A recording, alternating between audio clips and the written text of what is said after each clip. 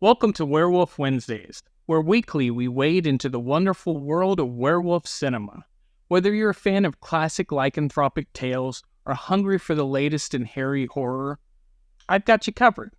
We'll sink our fangs into beloved classics, unearth hidden gems, and explore the wild, ever-evolving subgenre of werewolf cinema. It's going to be a hair-raising good time.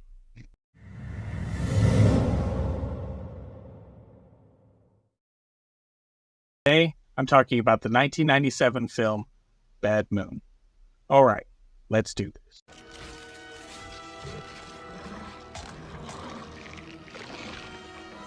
Ted was researching with his girlfriend and a group of natives in the jungles of Nepa when the group was attacked by a werewolf. The werewolf pulls his girlfriend Marjorie off of him while she is riding him in their tent. He scratches Ted and tears Marjorie to shreds, but Ted manages to get a hold of a shotgun and blows its entire head off. After the tragedy, Ted returns to the States, and his sister Janet invites him to move his Airstream into her backyard. She doesn't know about the events that happened, and is just trying to be a supportive big sister, and he takes her up on the offer because he doesn't want to be alone while dealing with his loss and recovering from his injuries. Ted soon starts to show some obvious signs of lycanthropy, but he tries his best to contain the curse, relying on the love of his family to give him strength. But it seems to be a losing battle. Janet soon learns that her brother might be a werewolf and that her family is in serious danger. Bad Moon is an extremely underrated werewolf film that mostly relies on practical effects, with the exception of one questionable CGI transformation towards the end.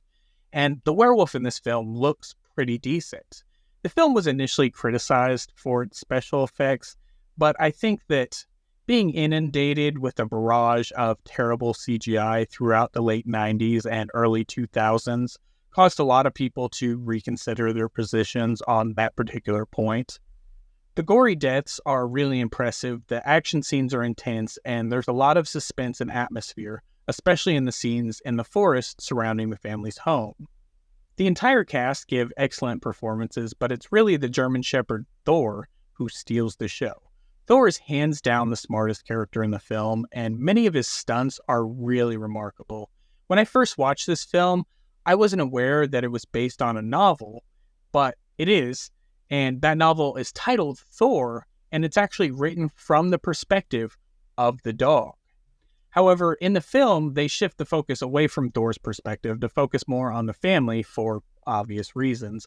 And with that change in focus, the film becomes more of a character piece, exploring Tom's desperate struggle to contain the beast within and find a cure.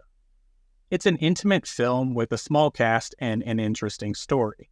In this film, it doesn't take a full moon to transform into a werewolf, and it doesn't take a silver bullet to kill one. Thor loves his family, he does everything that he can to protect him, and the ending really surprised me.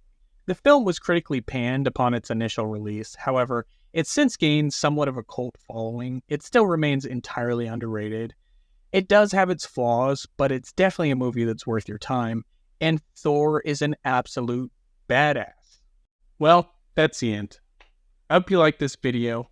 If you did, can you please hit the like button? You can also subscribe to the channel and ring the bell to be notified whenever I upload a new video. And until next time, keep on creeping on.